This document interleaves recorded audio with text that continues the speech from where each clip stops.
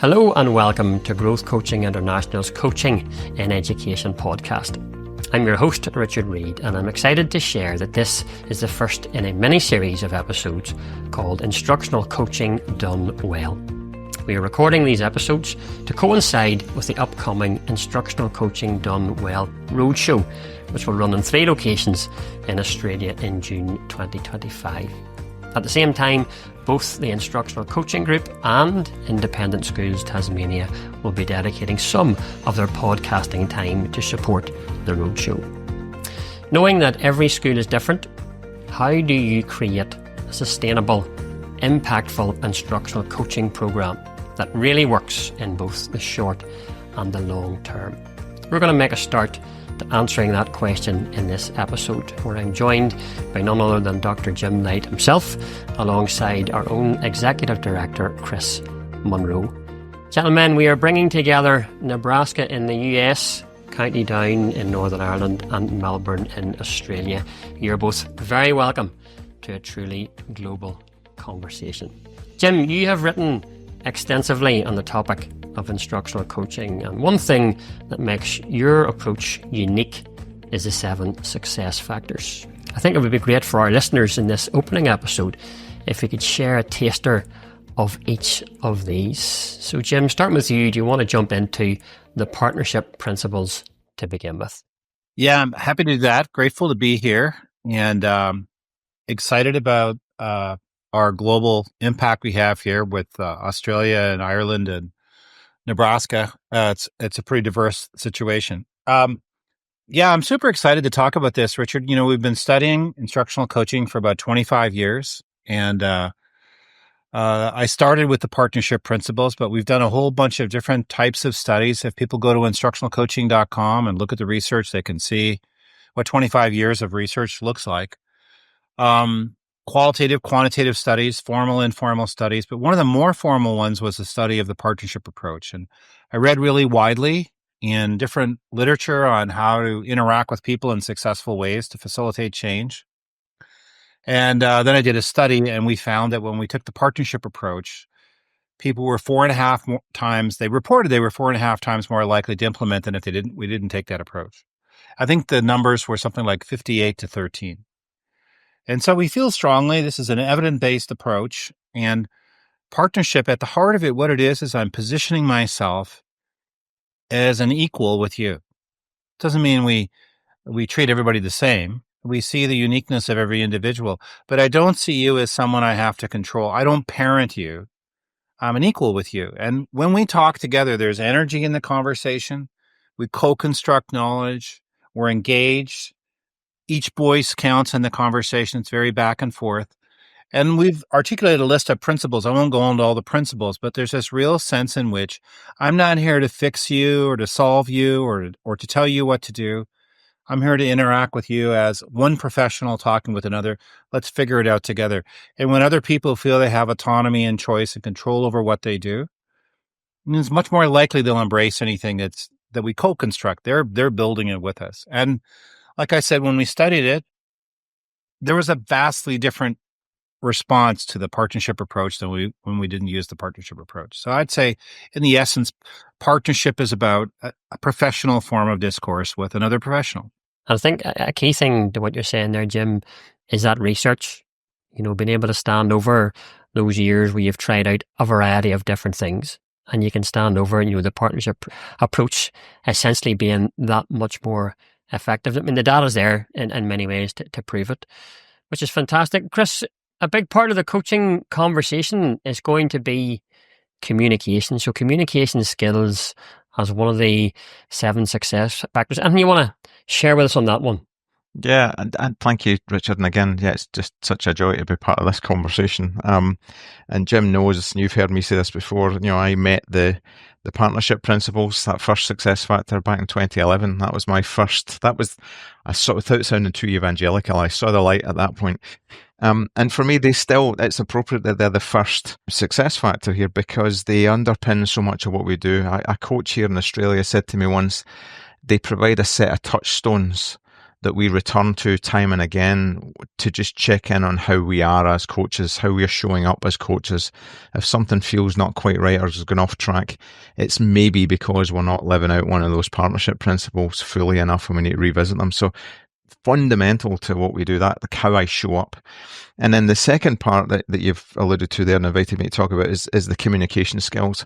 You know, you can say, and I think John Campbell and Christian Van Uurberg said this in the Leader's Guide at one point, that you'll sometimes hear coaching's just a conversation.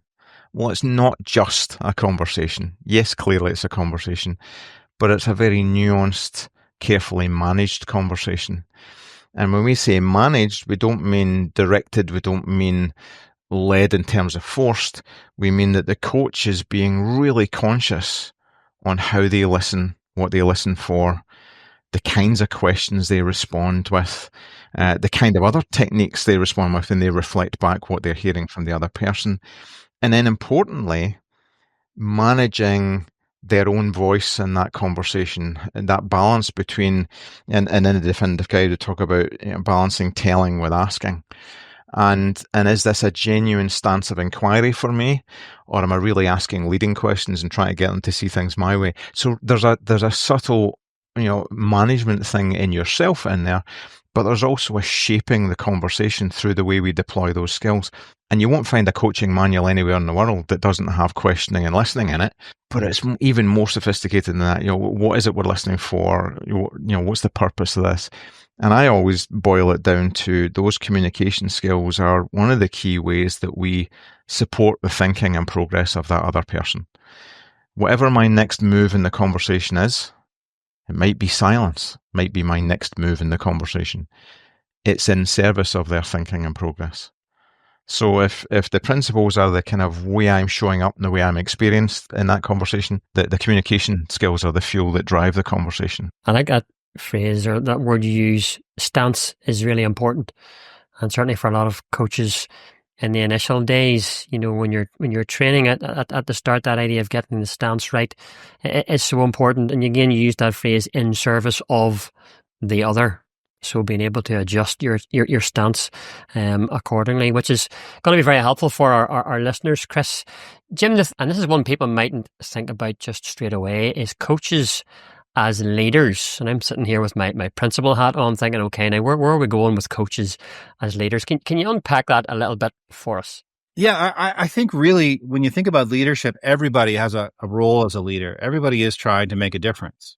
And so we talk about leadership as involving two things: leading yourself, leading others. Now, when you lead yourself, it's about identifying your purpose, what matters to you, and what you're trying to accomplish. We've got a small number of hours and days on this planet. What are we going to do with that time?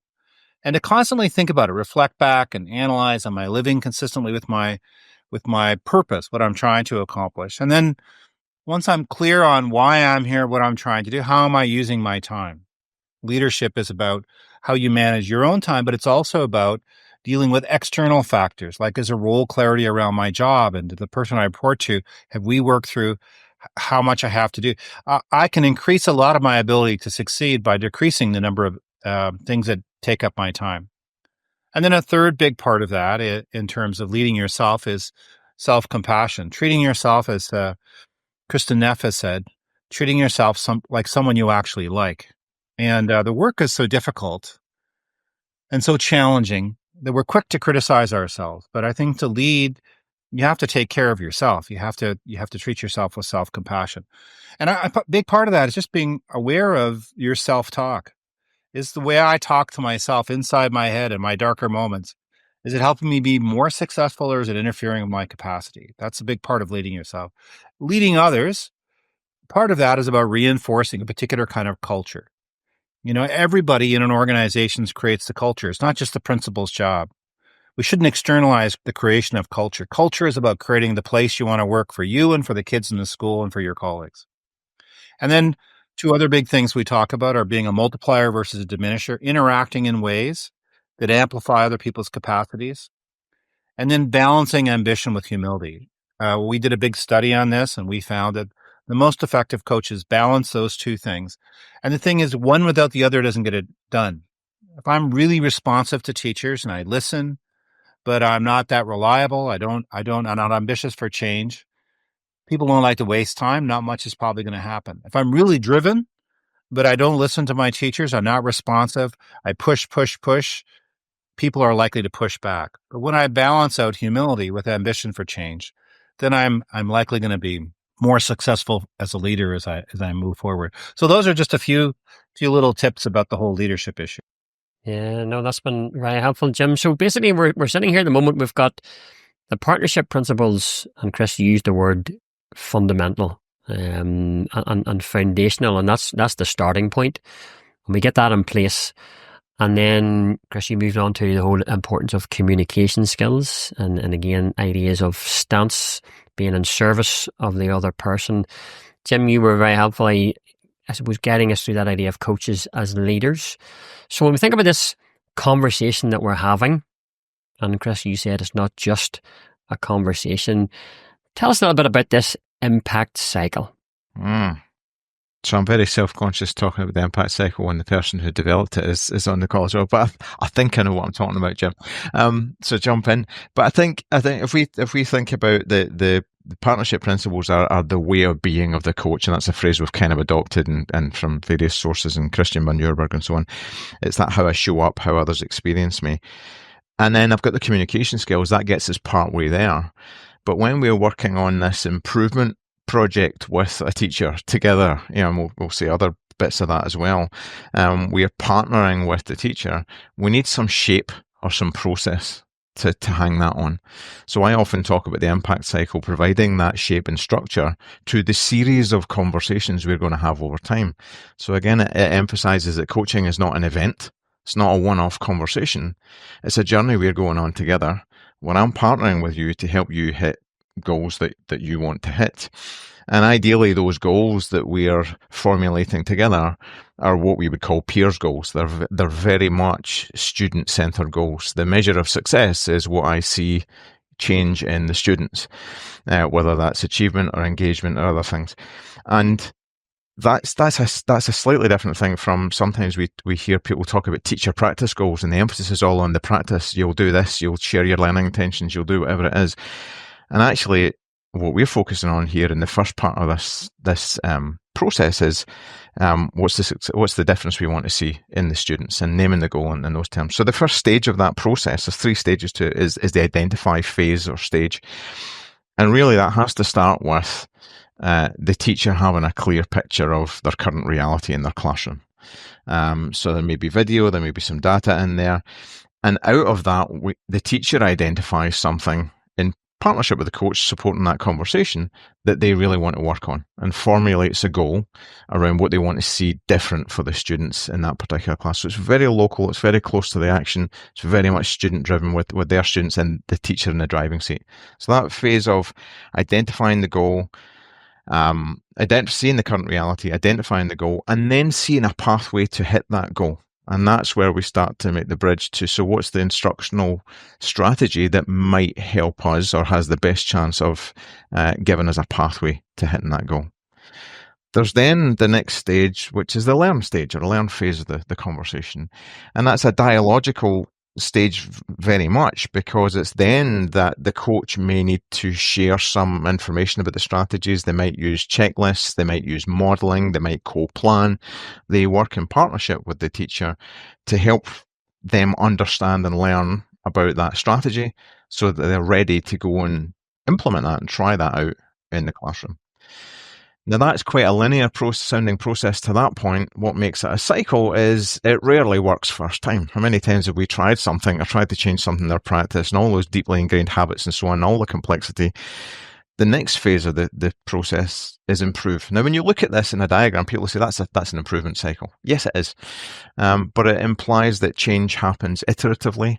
So the improve stage is then us coming together and saying, so what are we noticing? What data can we gather that shows us whether that's making the impact or not? And I would probably suggest, Jim, if you've hit that goal straight away in one hit, it probably wasn't a very powerful or emotionally compelling goal. It's most likely going to take adaptations, iterations, tweaks, changes. And again, the coach is there alongside partnering to help make those adaptations. And then we go again. and we go and we adapt and we try again, because it's not one lesson, one class. You think of your background in primary, Richard, there's all sorts of things going on all day at different times of the day. I was a secondary teacher. I might not see that class again for another week. So there's a process there. So in summary, the impact cycle process or structure is kind of the shape to these series of conversations that builds momentum, but helps make those iterative changes to practice until we see the change we want to see in the students and we hit the goal. And then it's, so what's next? That might be the end of the cycle. Jim, is that a fair summation? Anything you want to? I like it. As you know, Chris, I think no one knows both worlds, growth coaching and instructional coaching, better than you. So I think it sounds great. And the next one's data. So maybe I'll dive in and talk about data. I'll steal the question from Richard before he goes there, but go for it. Just to build on what you said, Chris, I really think you put the priority in the right place, keeping kids first. And so here's sort of how I see this and how data fits into this.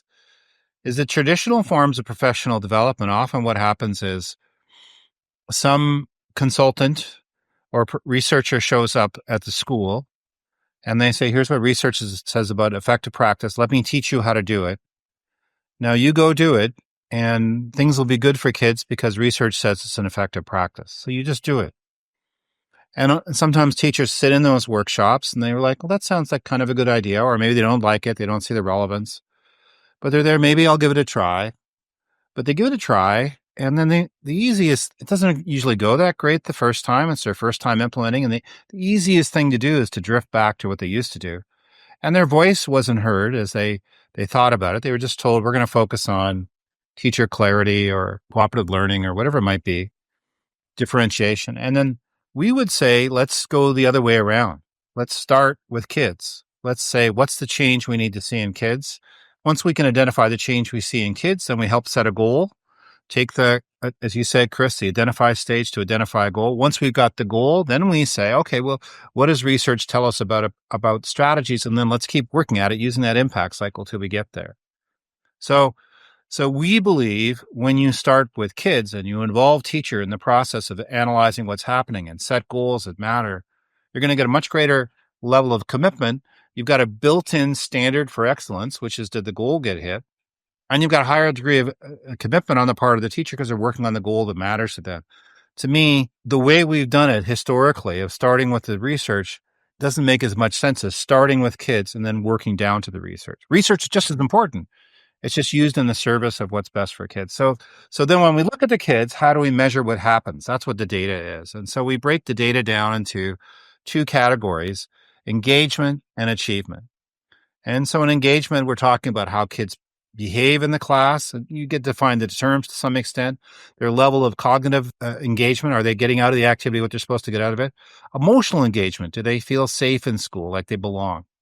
And then for achievement, we have 6 different ways of measuring achievement, and depends, are we talking about acquisition or transfer? Are we talking about knowledge or skills or concepts? And we put it all together into this big approach. Now, I want to say one last thing. I've been saving up this joke, Richard. Now, you've probably heard this joke, but I thought I would use it today. The joke is like this. In fact, it's almost, I would say 99% chance you've heard the joke. But this guy comes home.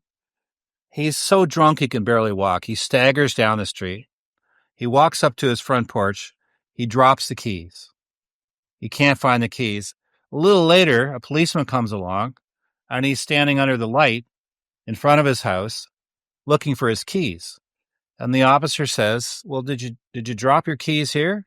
And he says, no, I didn't drop my keys here, but the light is way better over here. And so I'm looking here.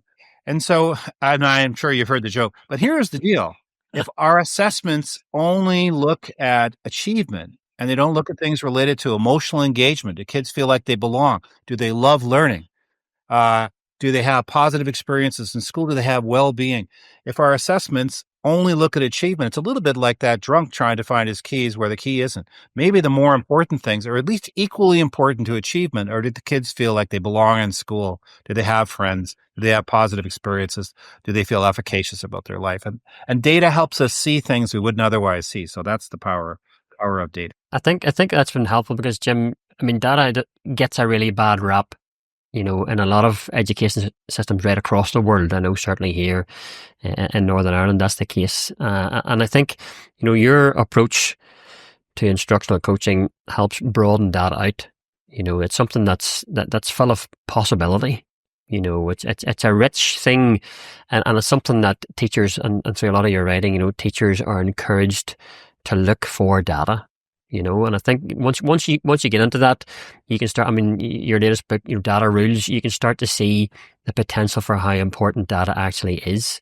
In many ways, affirming you as a teacher for what's going well, and what teacher doesn't want that, but also helping to look for the gaps. But that's been super helpful, and the joke's been really helpful too. We enjoyed that as well. I want to draw on something on the joke, because actually that word, and it's a tenuous link, Jim, and I'm not just building up your joke here, but it's it was great on its own. But the idea of illuminating, that light thing, the illuminating, in a partnership approach, you are working with the teacher to choose what we want to shine a light on. What information can we gather? Sometimes the word information is less threatening or less loaded than data to some. But I think as long as we're clear what we mean by data, how can we illuminate what's happening now? How can we illuminate those things that, how will you know when that's happening? What will be the signs that we would expect to see? Well, let's go looking for that. And then there's a discernment around, so what would be the most effective way for us, you and I together, to gather that data? Whereas in some more top-down models, it's that the coach is positioned as a diagnostician, and there's so much power and status in that. I think in a partnership approach, we're collaboratively deciding what we're going looking for, and we're looking at it together, and we're making sense of it together. So it starts to change those connotations of the word data away from measurement and more towards, let's get a clear picture of reality now. How has reality changed in my classroom? And I think that's much, much more palatable. And it's an absolutely essential aspect of what you do as a coach. Otherwise, we're talking in these theoretical terms, It's going to be interesting. The folks, Jim, who will be attending the first Instructional Coaching Done Well Roadshow will be expecting either that joke or a very cool slide to go with Chris's analogy of illuminating and shining a light, instead of the word data. But that's genuinely been very helpful. We've talked about principles, we've talked about data, we've talked about communication, and these are all very important things. And we're going to throw a really, really important word into the mix, Chris, and that's teaching. Okay, so ultimately we're all teachers, and that's who we are at heart. And ultimately, teaching strategies will play a big part as one of the 7 success factors for instructional coaching done well. Tell us a little bit more about how teaching strategies play out. Yeah. And I think up to now we've talked about the who of being a coach and the how of being a coach, and there's communication and there's the process in there. In some ways in instructional coaching, the teaching strategies are the what. Or actually, I'm more accurate to what I said earlier. Student learning is the what. The student outcomes are the what. But the pathway to get there are the teaching strategies, the pathways. And this links to all sorts of theory around hope theory and so on, where people can feel they have agency, they know they can act on this thing, but they don't really know what to change first or what to work on, or they don't really have the depth of understanding of a particular strategy. They've just got their default things that they've always done. And so the pathways thinking comes when we start to partner with a coachee and help them see, if we do more of this and less of that, and here's a strategy that might help. Notice my provisional language, the word might is always in there. That will give us a pathway to that thing we want to see in the students. And actually, we're going to check on it. We're going to use data to see how we're going, to course correct, to adapt, to add another strategy, to build on that one. The coach in instructional coaching, the coach brings that expertise. They don't show up as the expert, but they bring expertise to the table to deploy in that very responsive way that we talked about right at the start, based on what they're seeing the need is for that person. And so in Factor 6, we talk about, so how do we collate, how do we bring together that body of instructional expertise and knowledge that the coach brings? And we advocate for an instructional playbook as the way to do that. So it's a simple, straightforward way of bringing together what we've agreed as a school often or a district are the well-founded instructional practices that we want to hang our hat on. And that's not, Jim, when I'm delivering this in a workshop, I often have your high impact instruction book, and we know there are lots of others we could choose, but that's not a playbook. That's the first thing I hold up and I say, look, this is a textbook that's got all the detail of all the things that the coach might need to know, and you can draw on it. But a playbook is that stripped down essential ingredients of these key practices. And for me, the playbook is a dialogical tool. It's not a teaching and learning manual. It's a tool that contains these distilled communication tools that generate dialogue and sense-making conversations between the coach and the coachee.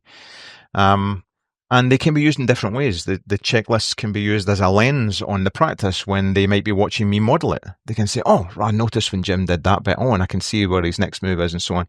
So you're making sense of that. But there's a sophistication and a balance and Jim, you might want to say a bit more about this.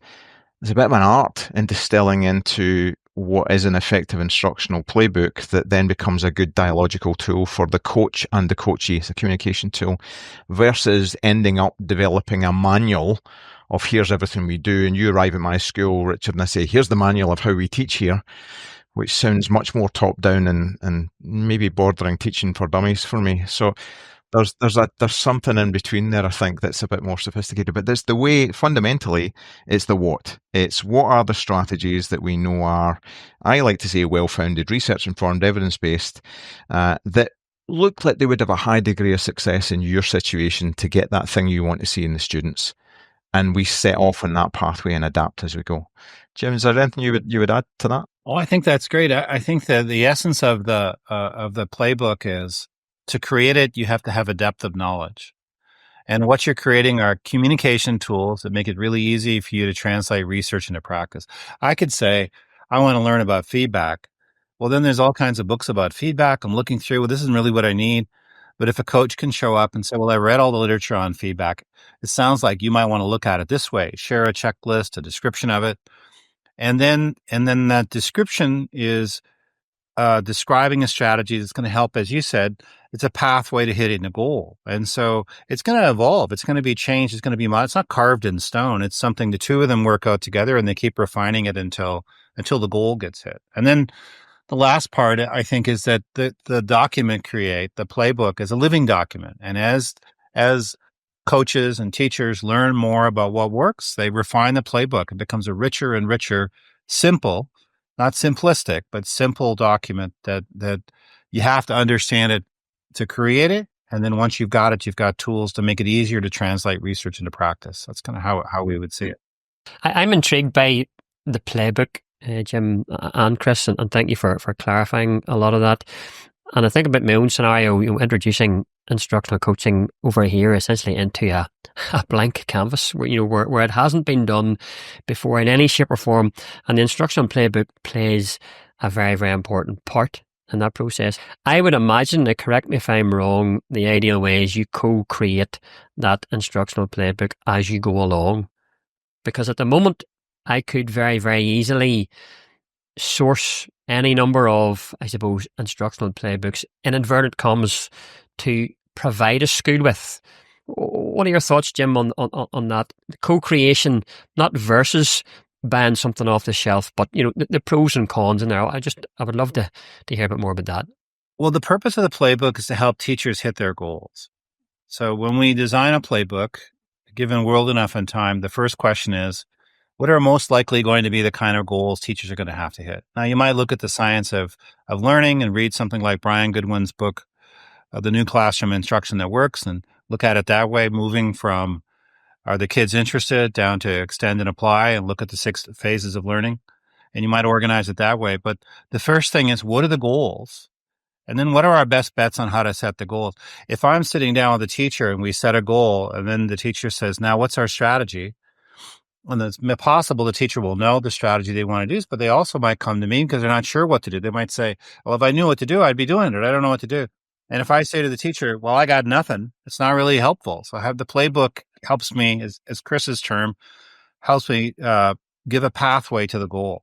And then, as I said, it's co-constructed in the sense that you're continually refining it.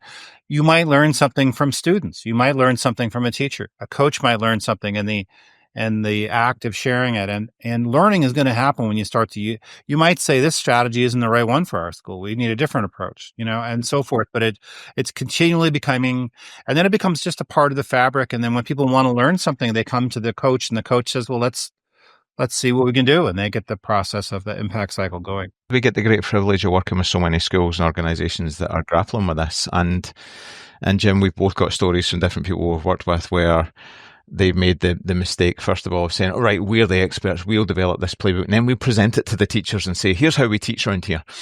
And well, how does that sit with the partnership principles? And actually some of the feedback, that school I'm thinking of in particular, that's some of the feedback they got was, well, what did you say about equality and voice and choice and so on, a couple of weeks ago. So then it became more of a dialogue, but we're not naive enough to think, well, if you're a staff, you imagine your staff, Richard, to embark on developing a playbook collaboratively is a big undertaking. But I would suggest it's a really powerful professional learning exercise in yourself. And we know schools that have taken it that way as well. Let's literally co-construct and invest the time in professional learning sessions. And then you get others who come to this who've already been doing a lot of thinking about instructional models, about the science of learning, about this framework, that framework. They've been doing different contexts, international schools, different situations. So I think what we realize is that if you haven't been looking at teaching and learning, pedagogy, instructional practice, whatever you call it in your jurisdiction, instructional coaching starts to shine a light on that gap, because you need the what? You need something to hang this on. You need some practices, and there's an ever-increasing body of knowledge out there, ever-increasing, around what Dylan William calls the more profitable routes might be in instruction. So I think that everybody will come to this at a different point, but I think if you're doing instructional coaching without having the expertise or having some way of sharing that effectively with the teacher, it quickly becomes apparent. And I think, Jim, years and years ago when instructional coaching started, the playbook wasn't a thing, but it kind of emerged and evolved as being an important part of it. We could do a whole podcast on just playbooks, probably. I think that's what I'm suggesting. Well, you know what happened, Chris, is I was on a plane and I was flying across the US, and I sat beside this person who worked for a software giant, and she was a trainer. She would go work in places, and she would teach people how to use these different types of software. And I said, well, how do you know they're going to use it when you leave? I'm really interested in this because we do kind of the same thing. We help people learn things. And she said, well, we create playbooks. And then when I heard that word, I'm like, oh, that's what we need to do. That's the day that instructional playbooks were born. So that's where it all started. It was somewhere on a plane in the United States. Fantastic. A little bit of history in there, which is also useful as well. And again, it's reflective of the fact that it's an ongoing, evolving process, instructional coaching, which I think is helpful as well. The seventh of the success factors, Jim, to come back to you, is this idea of system support. And again, I'm thinking through this as a former school principal, who, essentially, you've got a lot of fingers and a lot of pies in school, and you've an important role to play in all aspects of running a school. But when it comes to instructional coaching done well in a school, where does system support come in? Well, I think without system support, it's going to be really challenging to work. So I want to say a little bit about what that means. And the first thing I'd say is the 7 success factors, they're not nice to haves. They're must-haves if you want change to happen. I'm not saying you have to do it my way. I just don't know how you could do it. What are the assumptions that drive your work? It's pretty hard to have a coach who can't ask good questions, who isn't a very good listener. And then a disorganized coach who hasn't got their time organized or who interacts in ways that diminish other people, probably not going to be very successful. So that whole first part we call who I am, my beliefs, my way of communicating, my way of leading. The second part, what I do, as Chris said, is the impact cycle. It's that and you probably need some kind of universal cycle for change. That's what we refer to as the impact cycle. And then if you're going to use the cycle, you're going to have to set up goals, and to see what's happening in the classroom, you need to be able to notice the level of emotional engagement, or whether or not the kids can organize their writing using a rubric, or whatever the tools are to look at what's happening. You without data literacy, you're going to miss. I don't know if you can have literacy about data, but anyway, understanding it, you're going to miss things. Once you have the data, you can see things you wouldn't otherwise see. And you need the strategies to take you there. Once you've set the goal, it's not much good if you can't get there. So you need a playbook to help you hit there. So the what I do part is we need a cycle for change to make the cycle work. We need strategies to take us to the goal, and we need data to help us see where we're trying to get to. Now, the system support is you can have all 6 of those things, but without system support, you might not have much impact. So that means there needs to be widespread understanding across the system about what it is that coaching, because coaching, here is this person who's going to appreciate me, see my strengths, validate me, and help me focus on the thing I most want to do, make it easier for me to hit the goals I'm most concerned with. People should be lining up for that. That shouldn't be something anybody's hesitating to do, but they don't if there isn't widespread understanding of what coaching is. And so leaders in particular in school systems have to understand what are these practices and what do coaches do and how does the whole thing work. And then the other part is the evaluation of the coach. Too often coaches are evaluated by someone who doesn't understand coaching using a tool that was created for teachers. You really need to have an evaluation tool designed for coaches. And then clarity around things like what's our policy on confidentiality and time to create the playbook and time for professional learning. The leaders, of course, need to lead the charge when it comes to change. And so in partnership, in collaboration with the coach, really great things can happen. But if the leaders aren't leading, they don't have the understanding they need, they aren't supporting the coach and making sure the coach actually has time and there isn't role clarity, all those things are going to make it really difficult. So we'd sort of lay out about 6 or 7 key things like role clarity, like how the coach uses their time, like widespread understanding and support of the coach and what that looks like, policies that support coaches, that we would say all have to be in place, along with the fact that evaluation is actually evaluating coaching. And it's not just a little box to be checked off. It's really helping the coach and the program move forward. That's the way we would put it. So the 7 to us are like a rubric. And as you develop your program, you can ask yourself, where am I on this rubric? What do we need to, maybe we need to work on the playbook. Maybe we need to develop our skills with data. Maybe we need to really get better at the questioning aspects of coaching or the impact cycle or whatever. The 7 success factors function like a rubric, and the leaders are the ones who put that rubric into practice. Yeah, and I think that's really, really helpful, particularly for listeners who are in a leadership position. There'll be leaders listening to this and coming along, hopefully, to the roadshow, and they need to have, a good solid understanding of where system support plays out. And I think that's one thing, gentlemen, that you've done for me and for our listeners today is very much you've brought all of these factors together. Because if you go online or you buy the books and you'll see these 7 success factors listed, on a page or on a website or on a screen, and you see them as 7 sort of separate items. What you've done today, which has been very helpful, is bring them all together. And I love that phrase. These are not nice to haves, these are must haves. So we go back to that word fundamental. I think we can't move away from that word, which is why we're starting this particular episode looking at the 7 success factors. Gentlemen, that brings us to the end of this first episode in our Instructional Coaching Done Well mini-series. A huge thank you to you both for sharing your insights and vast experience. As we've heard today, Instructional Coaching Done Well is first and foremost built on the 7 success factors. For our listeners, if you're keen to dive even deeper into the success factors, there are invaluable video clips, articles, further podcast episodes available on both the Instructional Coaching Group website and the GCI website. If you've enjoyed this conversation, please do be sure to subscribe so you don't miss the rest of this little mini-series. And if you're in Australia, don't forget to check out the Instructional Coaching Done Well Roadshow, happening in 3 separate locations across June 2025. All the details can be found at growthcoaching.com.au.